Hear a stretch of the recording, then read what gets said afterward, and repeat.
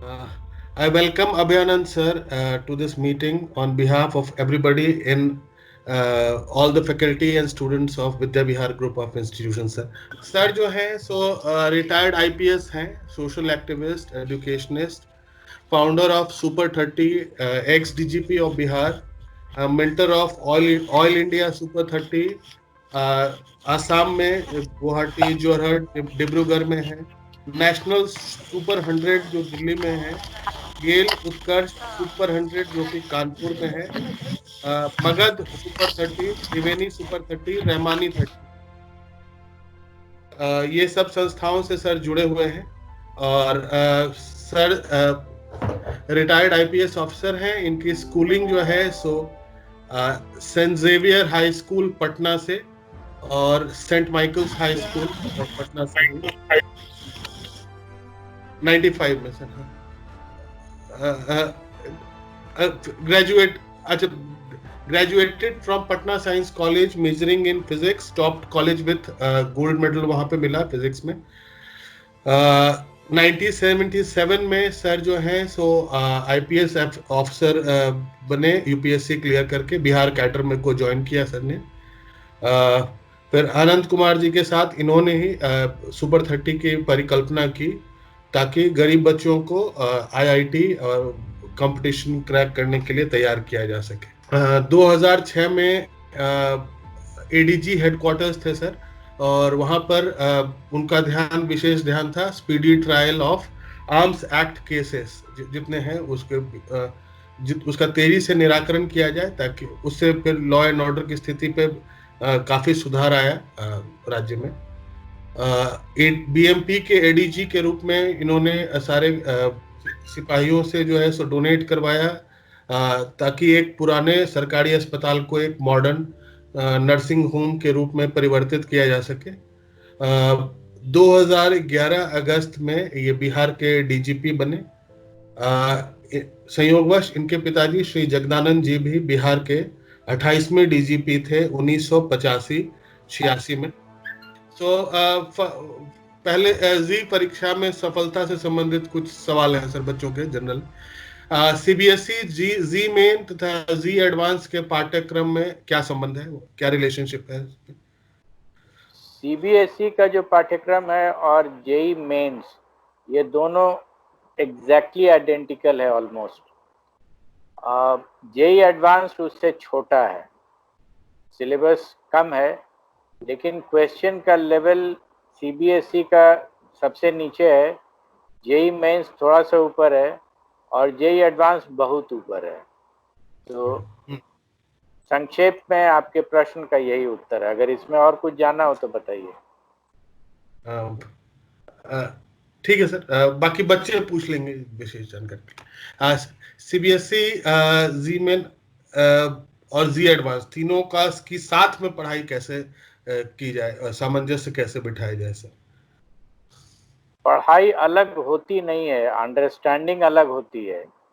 ये सीबीएसई में जो लिखा हुआ है, आप बहुत ज़्यादा नहीं भी समझें, अगर आप उसको 5 बार प्रैक्टिस कर लेंगे तब भी आप सीबीएसई में अच्छे मार्क्स स्कोर कर सकते हैं। जेईई मेंस में जानना उतना ही है, लेकिन उसके क्वेश्चंस थोड़ा सा लेवल ऑफ अंडरस्टैंडिंग सीबीएसई से ज़्यादा होता है। तो बिना अंडरस्टैंडिंग के वो प्रूफ याद करके भी आप नहीं बना पाएंगे। और एडवांस में तो बिना बहुत गहराई के अंडरस्टैंडिंग के तो आप उसको छू भी नहीं पाएंगे उस क्वेश्चंस को। इसलिए लेवल ऑफ अंडरस्टैंडिंग में डिफरेंस होता है, कंटेंट में ज़्यादा डिफरेंस नहीं। ठीक। और मैथमेटिक्स का रोल सर फिजिक्स के को समझने में कितना महत्वपूर्ण है?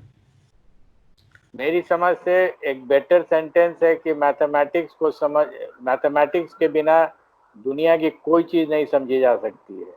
तो हिस्ट्री भी नहीं समझी जाएगी, सोशियोलॉजी भी नहीं होगी। तो मेरी अपनी अंडरस्टैंडिंग है मैथमेटिक्स के बारे में, इट इज़ अ लैंग्वेज। अगर आप इंग्लिश नहीं जानते हैं तो आप, या कोई भाषा नहीं जानते हैं तो कोई थॉट एक्सप्रेस नहीं कर सकते हैं। तो वही बात है मैथमेटिक्स में भी, वो भी एक लैंग्वेज है। एंड द ब्यूटी इज़ कि ये लैंग्वेज यूनिवर्सल है, number one, and absolutely unambiguous है। इस भाषा को ऑस्ट्रेलिया में भी एक मैथमेटिशियन समझेगा, वही लिखा हुआ जो वो साउथ अमेरिका में समझेगा। लेकिन कोई भाषा अगर साउथ अमेरिकन हो तो ऑस्ट्रेलिया में शायद नहीं समझ में आएगा। Mathematics is a universal language and it is very unambiguous. It has a very precise meaning. Everyone who reads it will understand the same thing. वाह, ठीक है।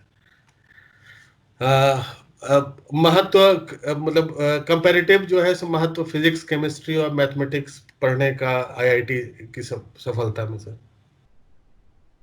केमिस्ट्री वो आपको, अगर आप लगातार लगे रहिए केमिस्ट्री में, विषय बड़ा है लेकिन सिंपल है। इसके तीनों एलिप पार्ट्स जो हैं, इनऑर्गेनिक, ऑर्गेनिक और फिजिकल, ये तीनों अपने आप में फिजिक्स और मैथ्स के बराबर हो जाते हैं लेंथ में। लेकिन कंटेंट वाइज उसमें थोड़ा प्रैक्टिस करते रहिए लगातार। बहुत ज़्यादा डेप्थ नहीं है, लेकिन प्रैक्टिस अगर छूट गया आपका, एक भी दिन आप छोड़ देंगे तो पीछे हो जाते हैं। प्रतिदिन अगर 2 घंटा 3 घंटा केमिस्ट्री आप पढ़ेंगे तो एंट्री आपका आईआईटी में हो जाएगा, रैंक बहुत ऊपर नहीं आएगा। तो जो टॉप रैंकर्स हैं वो केमिस्ट्री में भी मार्क्स लाते हैं, लेकिन उनका रियल मार्क्स आता है फिजिक्स एंड मैथ्स में, खास करके मैथ्स में। और जो मिडिल रैंकर्स हैं वो तीनों में करीब करीब बराबर एवरेज टाइप का लाते हैं। जो नीचे वाले रैंक हैं, जिनका भी एडमिशन हो जाता है आईआईटी में, वो केमिस्ट्री अगर अच्छा स्कोर कर गए तो निकल जाता है। जी फिजिक्स का मतलब जो है सो तैयारी का मतलब लोग अक्सर जो है सो केवल मैकेनिक्स समझ लेते हैं। तो क्या मैकेनिक्स पे क्या बहुत ज्यादा, कितना समय देना उचित रहेगा फिजिक्स की तैयारी में? मैकेनिक्स पूरे सिलेबस का अबाउट 25 to 30% है, तो जो टाइम देना चाहिए वो भी 25 to 30% देना चाहिए। राइट। वेव मैकेनिक्स को विजुअलाइज करना जो है सो मुश्किल होता है। कोई तरीका है जो उसको आसानी से थोड़ा समझा जा सके वेव मैकेनिक्स? विजुअलाइजेशन का जो कॉन्सेप्ट है हम लोगों के दिमाग में, वो है कि जो हम देखते हैं उसी को विजुअलाइज करते हैं। वेव मैकेनिक्स अप्लाई ही होता है एक ऐसे एरिया में जो डे टू डे लाइफ का जो डायमेंशंस है, उस डायमेंशन से बहुत छोटे लेवल पर जाता है। जैसे इलेक्ट्रॉन है, एटम है, वहीं पर हम लोग थोड़ा वेव मैकेनिक्स को यूज़ करते हैं। क्वांटम वर्ल्ड कहलाता है वो। तो उसका विजुअलाइजेशन में भी बहुत डिफ़िकल्ट है। लेकिन अगर आपको फिज़िक्स का जो वेव वाला चैप्टर है, वो अगर दिखना शुरू हो जाए, तो वेव मैकेनिक्स के जो एलिमेंटल एरिया हैं वो दिखने लगते हैं। फॉर एग्जांपल, वेव मैकेनिक्स में एक बॉडी को अगर हम कन्फाइन करते हैं एक जगह, तो उसका वेव फंक्शन जो है वो जिस एरिया में कन्फाइंड है उसके बियॉन्ड भी चला जाता है। ये अगर आप वेव, जो फिजिक्स में हम लोग 11th 12th में वेव्स पढ़ते हैं, उसमें भी एक लाइट है, वो अगर कन्फाइन हो गया है इन अ पर्टिकुलर रीजन, तो बाउंड्री पर रिफ्रैक्ट होकर के दूसरे रीजन में भी चला जाता है और फिर एब्जॉर्ब हो जाता है। वन कैन विजुअलाइज फिजिक्स में जो वेव हम पढ़ते हैं 12th में, उसको भी एक्सटेंड अगर करें तो वेव मैकेनिक्स कुछ विजुअलाइज होने लगता है। बट एक चीज़ क्लियर है कि अगर विजुअलाइज नहीं भी होगा तो इसकी समझदार, इसका प्रॉब्लम सॉल्यूशन जो है वो डे टू डे फिजिक्स वाला जो प्रॉब्लम्स है उससे भी इजियर होता है। ठीक सर। फील्ड थियरी को, general concept of field theory समझने के लिए कुछ आसान तरीके से? फील्ड थियरी प्योरली मैथ्स है। जो सेट थियरी में हम लोग पढ़ते हैं, जैसे सेट है, ग्रुप है, रिंग है, इंटीग्रल डोमेन है, फील्ड है, तो जब भी फिजिक्स के पैरामीटर्स, वो पर्टिकुलर जो प्रॉपर्टीज़ हैं फील्ड के, मैथमेटिक्स के फील्ड के, वो अगर फॉलो करने लगते हैं तो हम लोग कहते हैं कि ये फील्ड थियरी में हम लोग ऑपरेट कर रहे हैं। Field theory essentially is a mathematical concept which is being applied to physics. Right.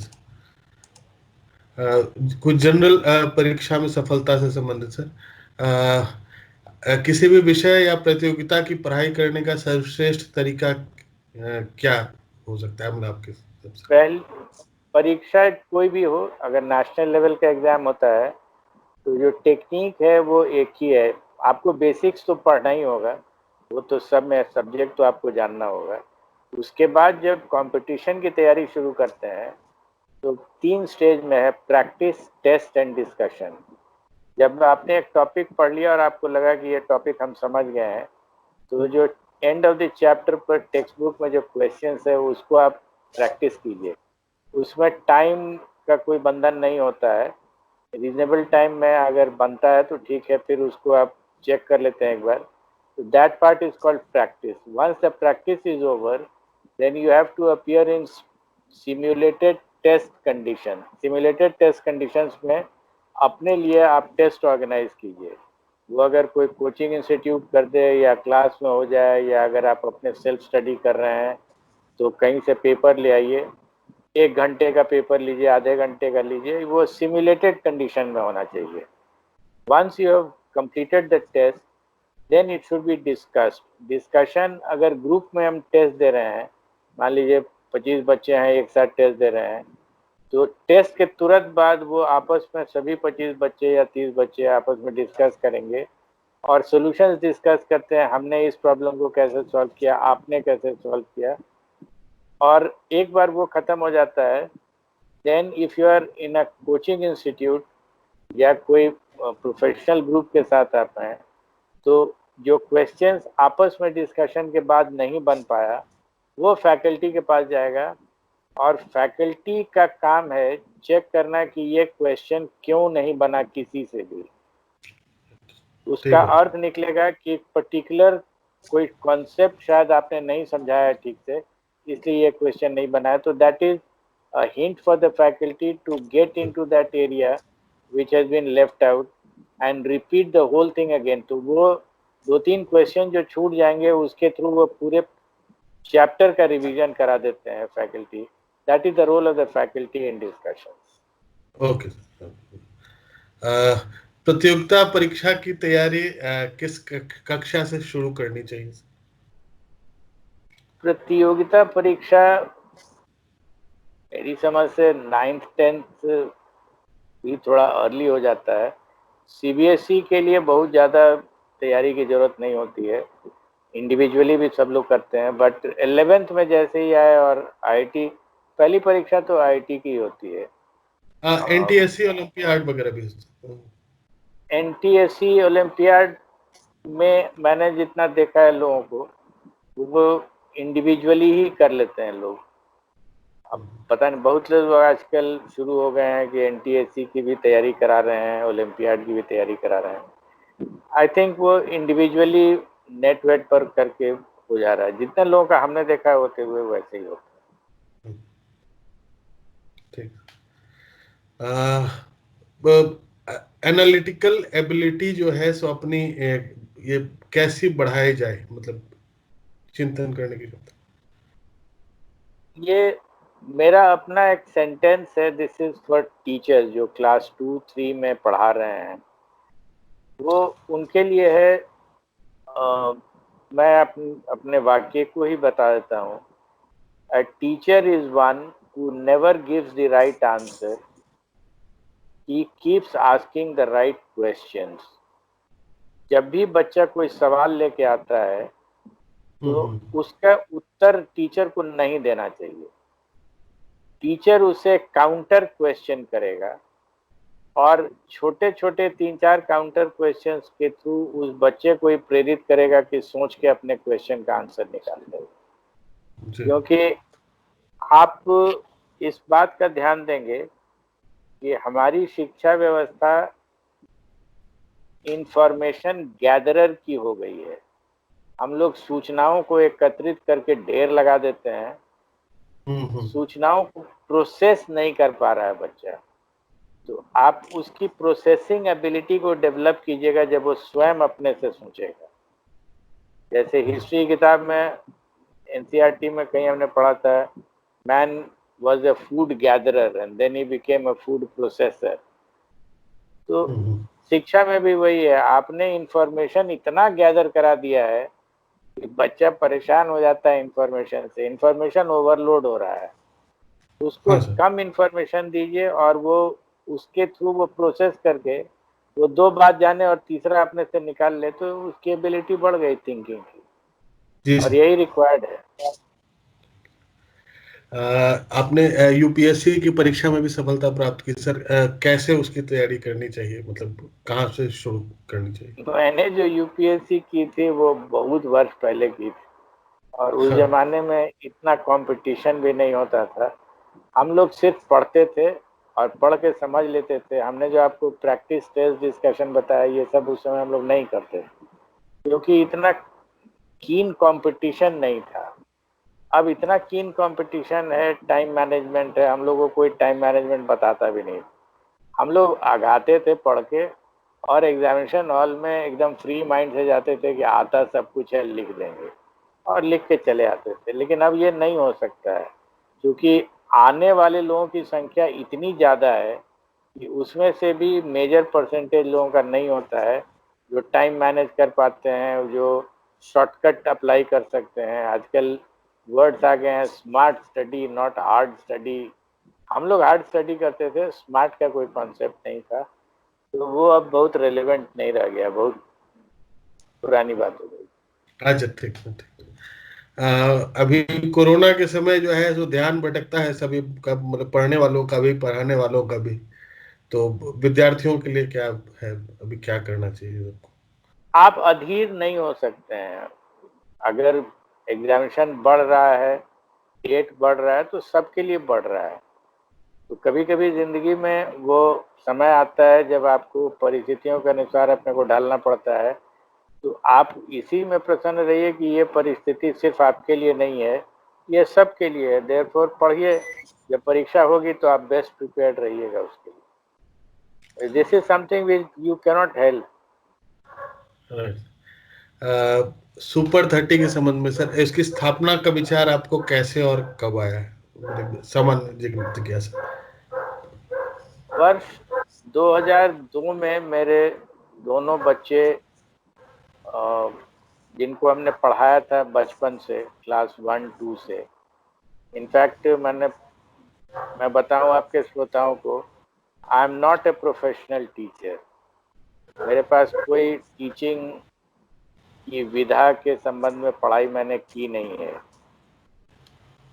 मैंने कभी प्रोफेशनली पढ़ाया ही नहीं है। हाँ सर। मैं एक स्टूडेंट था, बीएससी पास किया। आपने मेरे इंट्रोडक्शन में भी बताया कि बीएससी पास किए हैं, एमएससी के बारे में आपने जिक्र नहीं किया, इसलिए कि एमएससी मैंने किया ही नहीं। तो अच्छा। मैं एक मिनिमम क्वालिफिकेशन वाला आदमी हूँ, जिसके पास मात्र ग्रेजुएशन की डिग्री है, उससे ज़्यादा कुछ भी नहीं है मिनिमम सरकारी नौकरी में आने के लिए। तो जब मैं नौकरी में आया, स्टूडेंट अच्छा था, आज भी संभवतः जो मेरी जानकारी है, बीएससी ऑनर्स में टॉप किया था मैंने, वो तो किया ही था, गोल्ड मेडल था, बेस्ट ग्रेजुएट था। I did well, right. Came into the UPSC in my first attempt. Okay. Issue ये था कि पुलिसिंग किया, क्रिमिनल्स पकड़ा, चोर डकैत, लॉ एंड ऑर्डर हैंडल किया। पढ़ाने वाला काम हमने अपने बच्चों के साथ किया था, और वो अकेले कर रहा था। जब वो दोनों बच्चे निकल गए, ग्रेजुएट किए दोनों, आईआईटी से, एक दिल्ली से, एक रुड़की से, उसके बाद ध्यान आया कि अब इतना हमने पढ़ाई की है उनके साथ, तो फिर से समझिए री ग्रेजुएट मैंने किया, तो क्यों नहीं गरीब बच्चों के साथ कुछ कर दिया जाए। तो that is how it came to my mind, there was no plan as such. मेरे पास समय था, इसलिए मैंने समय लगा दिया। मेरे कुछ अंदाज नहीं था कि आईआईटी के लिए क्लास में पढ़ा करके बच्चों का रिजल्ट हो सकता है। लेकिन जब रिजल्ट आने लगा तो फिर धीरे धीरे करके उसके आयाम बढ़ते चले गए। ऐसा कोई प्लान नहीं था मेरे पास कि सुपर 30 को कहाँ तक ले जाया जा सकता है। एक हमारे शिक्षक की तरफ से जिज्ञासा है, क्वांटम वर्ल्ड की रियलिटी क्या है? What is the nature of reality in realm of quantum world?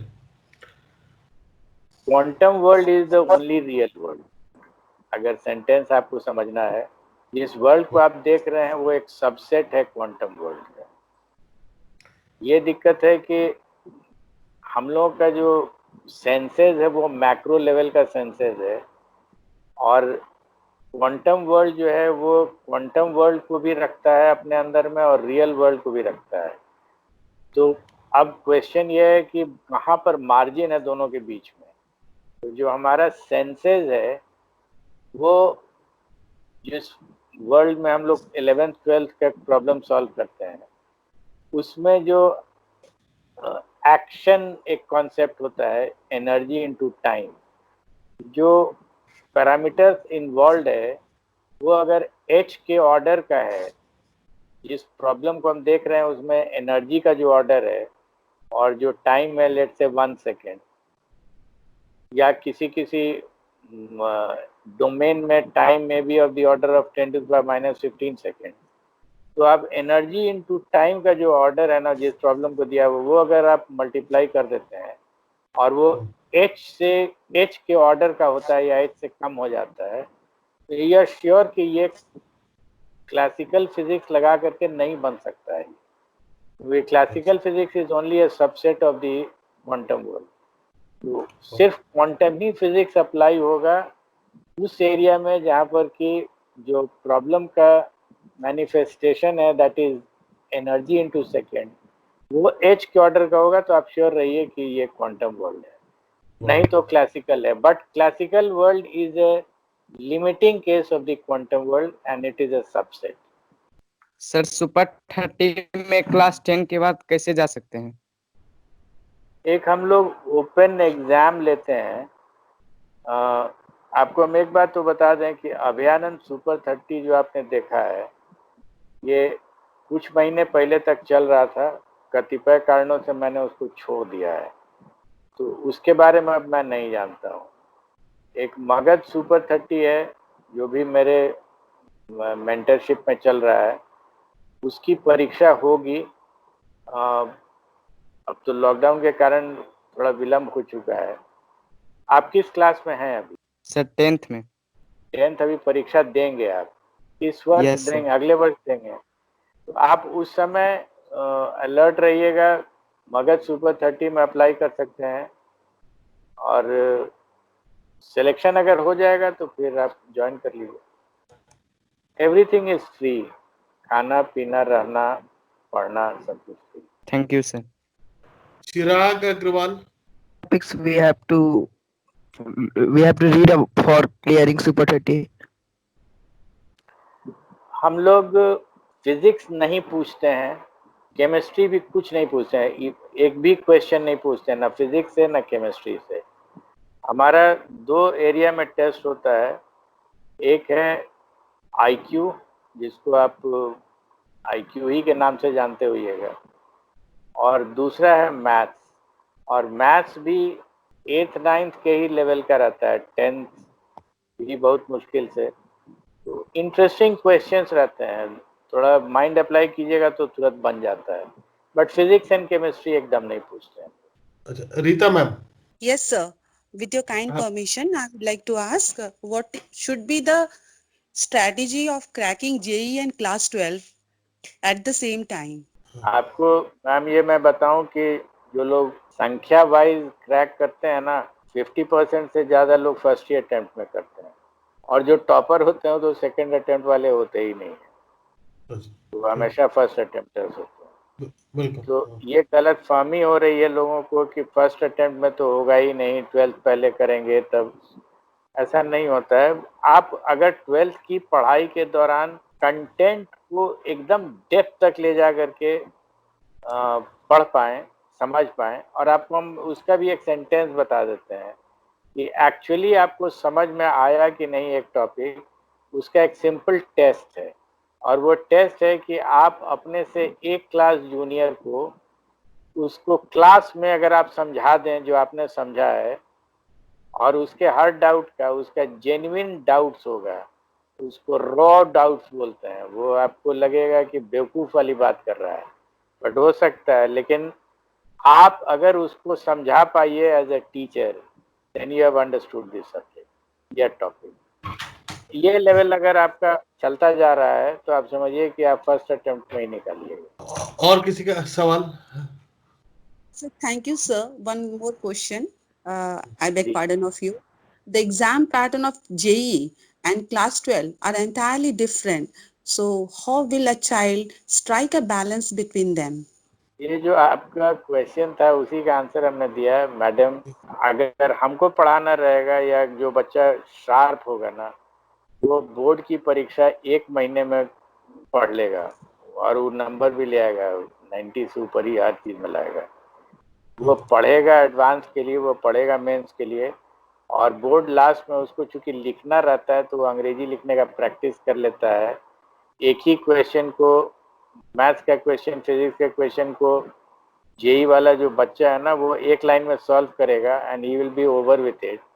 उसको बताते हैं हम लोग कि अब एग्जामिनेशन हॉल में सीबीएसई के इसी क्वेश्चन को 5 लाइन में लिखो, given this to prove that then by this theorem. उसको ब्रैक मतलब 5-6 लाइन लिख दोगे तो नंबर आ जाएगा। तो बेचारा परेशान रहता है लाइन बढ़ाने में, बट वो इतना शार्प रहता है कि वो आंसर तो ऐसे ही लिख देता है सीबीएसई बोर्ड का। ये गलतफहमी टीचर्स को रहती है और पेरेंट्स को रहती है कि कैसे दोनों में सामंजस्य बैठाएगा। पढ़ेगा जेई के लिए और एग्जाम 1 महीने में प्रिपेयर करके बोर्ड का देगा। बीबीए की स्टूडेंट है श्रुति भावना, क्या सवाल Okay, है आपका? thank you, sir. Good evening sir. Good evening. Sir मेरा ये क्वेश्चन था कि जैसा कि आपने बताया कि जनरल का या फिर यूपीएससी की तैयारी हम 11 से कर सकते हैं, क्योंकि अब मैं सेकेंड ईयर के स्टूडेंट हूँ, तो क्या अब मैं ये ग्रेजुएशन के बाद तैयारी कर सकती हूँ या फिर बहुत लेट हो गया? नहीं, बिल्कुल यूपीएससी के लिए तो अभी समय ही होता है, और यूपीएससी में जनरल स्टडीज सबसे बड़ा एरिया है। आप जनरल स्टडीज में टाइम लेगा, और यूपीएससी में अनलाइक आईआईटी फर्स्ट अटेम्प्टर्स कम लोग होते हैं, सेकंड के बाद ही सक्सेस बढ़ता है उसमें। लेकिन अगर स्टार्ट करना है तो अर्ली स्टार्ट कीजिए, जनरल स्टडीज को लेके ही स्टार्ट कीजिए। Okay sir, thank you sir. Sujata ma'am कुछ पूछना चाहती हैं? Sanjay Jha sir. Hello, good evening sir. Good evening. Sanjay Kumar Jha speaking sir. Sir मेरी एक क्वेरी है सर कि नीट के प्रिपरेशन में फिजिक्स का जो स्टैंडर्ड ऑफ क्वेश्चंस होता है वो जेई मेन के या एडवांस तो स्वाभाविक है कुछ डिफिकल्ट होगा, तो उसकी दोनों प्रिपरेशन में क्या बहुत ज़्यादा का डिफरेंसेस होते हैं या तैयारी का कुछ लेवल अलग करना चाहिए? जेई नीट के लिए जो फिजिक्स लोग लेवल प्रिपेयर करते हैं, हाँ मालूम है, जी जी क्लियर जी है। फिजिक्स जी में नीट के लिए प्रिपरेशन में जो जनरली क्वालिफाई करना चाहते हैं नीट के लिए, उनका लेवल थोड़ा सा नीचे रहता है। बट जो लोग टॉप रैंक्स लाते हैं नीट में, वो लास्ट में जेई मेंस के लिए जेई मेंस क्वेश्चंस को भी लास्ट 1 मंथ में ट्राई जी करते हैं। लास्ट 5-10 इयर्स के हर क्वेश्चन को ट्राई कर जाएंगे वो। और इसके बाद भी जेई मेंस का जो लेवल है वो जो पहले एम्स का लेवल आता था ना, उस जी जी लेवल जी पर आता था। और जो जी कई बच्चे ऐसे हैं जो टॉप 10 रैंक्स में आ रहे हैं, वो तो एडवांस के भी कुछ क्वेश्चंस ट्राई करते हैं। वो सिर्फ उनको अपना कॉन्फिडेंस डेवलप करने के लिए कि हमने इस लेवल को भी टैकल किया है। बट जो जनरली क्वालिफाई करना चाहते हैं getting into any government college, अगर उतना ही एम है, मेरी जी समझ जी से जेई मेंस की भी जरूरत नहीं है, वो पुराना नीट का क्वेश्चन ही काफी हो। अच्छा, सिलेबस में कोई खास डिफरेंसेस नहीं? सिलेबस तो वही, फिजिक्स तो वही होगा, न्यूटन लॉ थोड़ा ही बदलता है। न्यूटन ओके लॉ सर, पे थैंक लोग एडवांस में भी पूछते हैं और सीबीएसई में भी पूछते you. Okay, thank you sir. हैं। एक क्वेश्चन मुझे पूछना है फैकल्टी से। सॉरी, मैं डिस्कनेक्ट हो गई थी क्या? हाँ बोलिए। सर सुन सर मेरा सवाल है कि सर मेरा बेटा 6 साल का है and he is in LKG right now. तो सर उसके करिकुलम में मल्टीप्लिकेशन टेबल्स इंक्लूड हो गए हैं और उसका लर्निंग एंड राइटिंग इंक्लूड हो गया है क्लास में टिल मल्टीप्लिकेशन टेबल ऑफ 5 6 7। तो sir you have been an educationist and you are still an educationist sir. I would like to ask you that sir is this type of curriculum appropriate at such a age in LKG? Sir please shed some light on this issue. LKG मेरी समझ से it's too early for Okay, sir. Whatever you are saying. आपको मैं Okay. आपको मैं एक अपने life में इंसिडेंट बता सकता हूँ। In fact that was the incident जो मुझे प्रेरित कर दिया कि शिक्षक बन जाना चाहिए। My son was in class 1। LKG के बाद यूकेजी आता है, तब 1 आता है। तो क्लास 1 में वो मल्टीप्लिकेशन टेबल सीख रहा था और एक दिन मैं घर से ऑफिस से घर आया तो मालूम हुआ कि उनको कॉपी में क्लास टेस्ट में 0 आउट ऑफ 10 मिला था। टेस्ट था सिंगल डिजिट मल्टीप्लिकेशन का, 9 into 7, 8 into 5 टाइप के क्वेश्चंस थे and he got them all wrong. So obviously as a guardian, as a parent, थोड़ी समस्या हो रही थी। तो मैंने उससे पूछा फ्रैंकली कि तुम्हारा क्यों गलत हो गया। तो उसने कहा कि मिस बोलती है कि टेबल्स को लर्न करना होगा और मैं लर्न नहीं करूँगा। थोड़ा ज़िद्दी था, नहीं लर्न करूँगा। मेरे पास 2 ऑप्शन था, या तो मैं उसे डांटता बहुत जोर से कि लर्न सबको करना है, तुमको भी करना होगा। दूसरा ऑप्शन था कि मैं उससे कुछ समझूं कि क्यों नहीं वो लर्न करना चाहता है। तो आई आस्क्ड हिम कि तुमको नंबर समझ में आता है एंड ही सेड यस। तो आई आस्क्ड हिम कि दुनिया का सबसे बड़ा नंबर कौन है, बता सकते हो? उसने थोड़ी देर के बाद सोच के कहा कि ऐसा कोई नंबर नहीं हो सकता है। सोचना शुरू कीजिए कि थिंकिंग एबिलिटी क्या होती है। उसने कहा ऐसा कोई नंबर नहीं होगा। ये उसने करीब आधे मिनट सोचा, उसके बाद इनफैक्ट वो पहले हमको बोला आप तो बेवकूफ़ बना रहे हैं हमको, ऐसा कोई नंबर नहीं हो सकता। अगर वो बोल देता है कि इन्फिनिटी होता है तो इन्फिनिटी तो कोई आदमी बता देगा, इसलिए वो गार्बेज इन गार्बेज आउट हो जाता है। But he didn't say this, he said नहीं होगा कोई नंबर। आस्क्ड हिम व्हाई, ऐसा क्यों सोचे थे? जो आंसर था वही मेरे लिए टर्निंग पॉइंट था। एक टीचर बनाने में वही आंसर हमको मदद कर दिया। और उसका आंसर था कि आप ऐसा कोई भी नंबर बता दीजिए, मैं उसमें +1 कर दूंगा। ये जो आंसर था उसने हमको सोचने के लिए विवश किया कि एक छोटा बच्चा सोचता है, आप उसको क्यों इंफॉर्मेशन घुसा रहे हैं दिमाग में।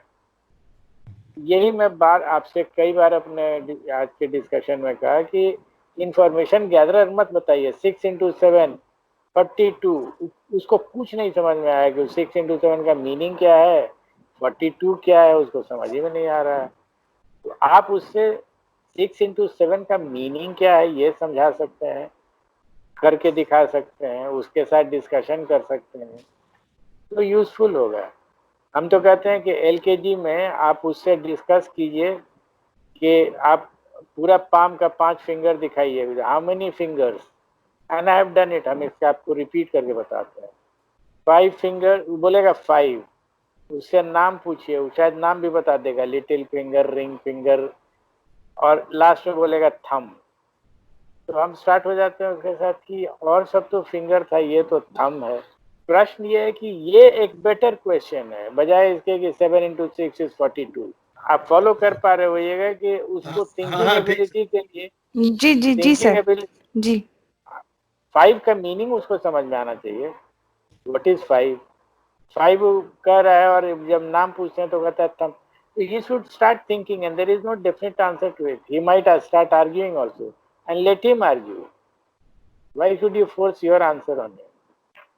But argument के लिए situation तो create आप ही को करना पड़ता है। Okay, thank you very much, sir. So it was absolute honor to receive such a motivational answer from you, sir. Thank you very much, sir. आप कुछ पूछना चाह रहे थे सर हम लोगों से? हाँ, क्वेश्चन है, गौर से सुनिएगा Who taught Newton's laws? Newton को किसने बताया न्यूटन्स लॉज? सर नेचर ने, sir nature.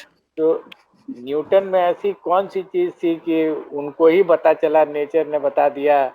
He chose Newton, nature chose Newton to know Newton's laws, और जो दूसरे लोग उसके बाद आए। सही बात है। तो इसका मतलब क्या हुआ? आपने क्या आंसर दिया हमको? ऐसा क्या था कि आज से 300 साल पहले? एक सेकेंड, होल्ड ऑन। नेचर ने ये न्याय जो कहते हैं उर्दू में, ये बेस्टो किया, ये सिर्फ न्यूटन ही को क्यों किया? और उसके बाद जो लोग आए क्या मूर्ख थे? उनको क्यों नहीं दिखा? हमारे हर बच्चे में ऑब्जर्वेशन की कैपेसिटी है, हमारे हर बच्चे में थिंकिंग की कैपेसिटी है। ये फैकल्टी उनको सोचने नहीं दे रहे हैं लोग। उनको कहते हैं कि हमको जल्दी जल्दी करना है, ये पूरा चैप्टर पढ़ा देना है, बस हमने इंफॉर्मेशन तुम्हारे दिमाग में ठूसा, अब रख लो इसको और एग्जामिनेशन में दे देना, हमको नंबर मिल जाएगा, तुम भी खुश रहोगे, तुम्हारे पिताजी भी खुश रहेंगे। I am being very brusque about it, I am being very rough about it, but आप, अरे क्लास 10 में, क्लास 2 में किस बात की हड़बड़ी है? आप एक किताब देते हैं कि बस 6 महीना में इसको पूरा करो, यहाँ से यहाँ तक पूरा कर लो, क्या हड़बड़ी है? 11th 12th I can understand हड़बड़ी है, बट क्लास 2-3 में तो कोई हड़बड़ी नहीं। प्रिया मैडम इंग्लिश की फैकल्टी है। Good evening, sir. My question is, you as you told that कि information और knowledge में difference है, बहुत बड़ा difference है। तो हम information को how can we convert information into language? क्योंकि information आजकल easily available है।